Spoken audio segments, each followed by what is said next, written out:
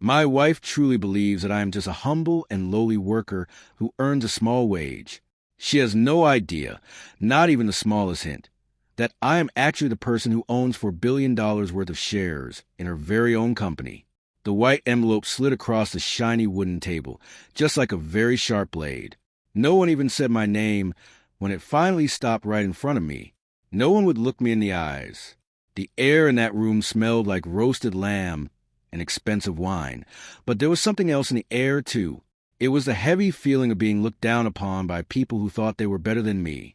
Inside that envelope was a quiet sound of my marriage breaking into tiny pieces.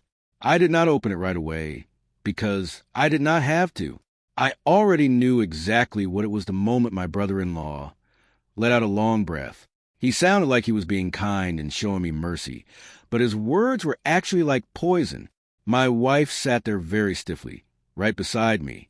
Her eyes were stuck on her plate, and her hands were folded together tightly, as if she were praying for me to just disappear from the room. Her brother told me it was just something practical. He said it was a way to help me move on with my life and keep my dignity. I just looked at them and smiled.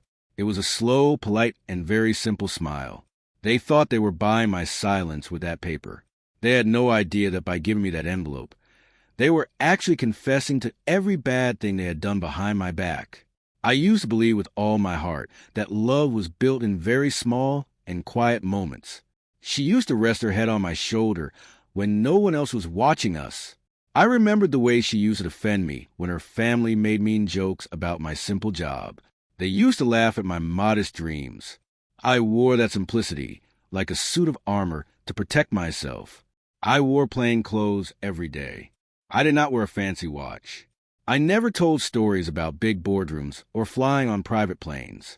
I let them underestimate me because it felt peaceful and calm. But peace makes a very specific sound when it finally breaks. It starts very small. It starts with a little pause before a kiss. It starts with a laugh that arrives just half a second too late. My wife slowly stopped asking me about how my day went at work. She stopped sharing the small details of her own life with me. Her brother started inviting her to special meetings that always seemed to run very late into the night. Our family gatherings became very strategic and planned out. I was always placed very carefully far away from the important conversations, usually near the doors or the exits. Even then, I told myself it was just because of stress. Success can change people, and I knew her brother's hotel business was growing very fast. He was busy buying resorts and hotels, and people were whispering about it in all the big business magazines. And there I was, just a husband who liked to read books and never talked about numbers or money. They did not know that I was a secret owner who controlled the silence behind all of those big expansions. I really noticed a shift in her heart the night she asked me not to come to a big charity party. She told me it was a very corporate event and that I would feel out of place. It was a mean message wrapped in a nice smell of expensive perfume. That was the first time I went back to check the private lists of who really owned the company. I did it just to ground myself and stay calm. I needed to remember who I was when I wasn't pretending to be someone else.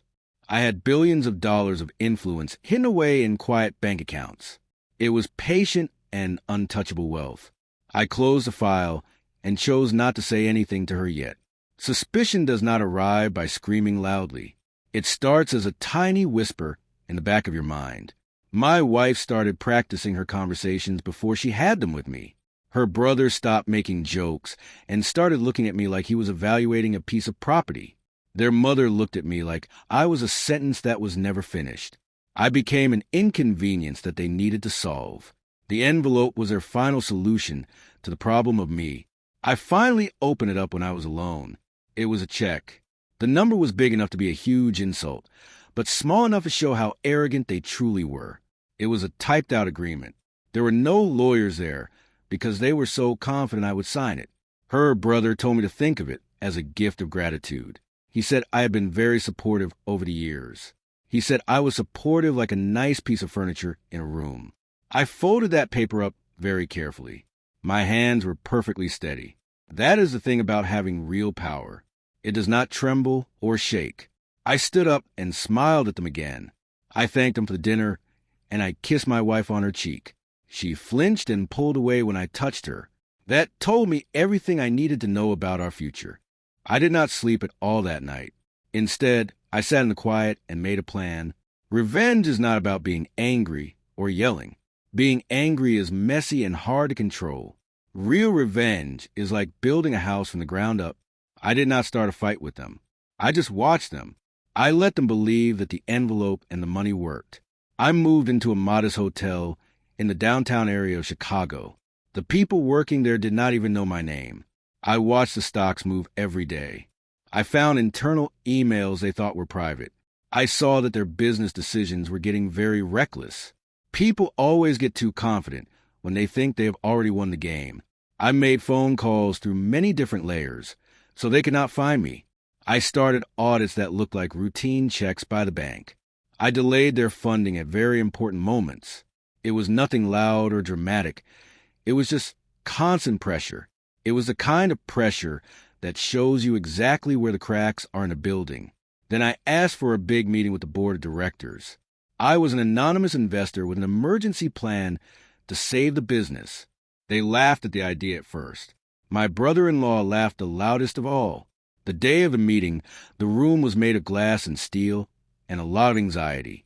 The leaders were whispering, and the lawyers were moving around the room nervously. I walked in last. I did not wear a suit. I did not act arrogant or mean. I just had a strong presence. My wife's eyes found me, and she froze in her seat. Recognition hit her in waves. First it was confusion, then denial, and then pure fear. Her brother's smile slowly fell apart. I spoke very calmly to the room. I talked about the numbers first. Then I showed the evidence. I showed them the fraud and the stealing, and the secret bank accounts they thought no one could ever see. I did not have to raise my voice once. The whole room leaned toward me like gravity had shifted. When I finally showed them how much of the company I owned, there was a sound of everyone breathing in at once. For $1 billion does not need a shout to get attention. I ended the meeting with that same envelope. I put it on the table. I said it was an insult, but it was also very useful. Security guards arrived before anyone could even say a word. Panic followed. There was shouting and phones ringing everywhere.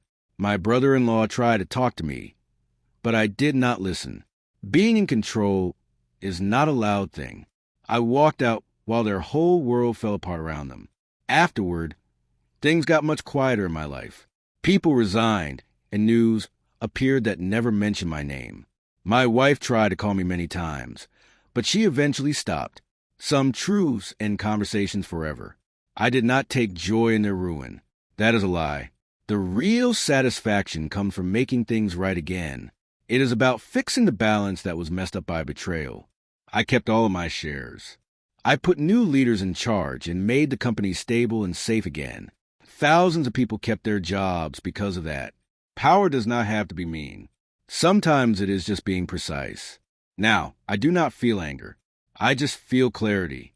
They did not see me. They thought silence was weakness. They thought being simple meant I was ignorant. They tried to use my love against me. I learned something very important. Never think kindness is blindness. Never offer mercy to people who think it is permission to hurt you. Never underestimate the man who stays quiet. He has usually already decided how the story ends. I did exactly that, and I wrote the ending in ink they can never erase.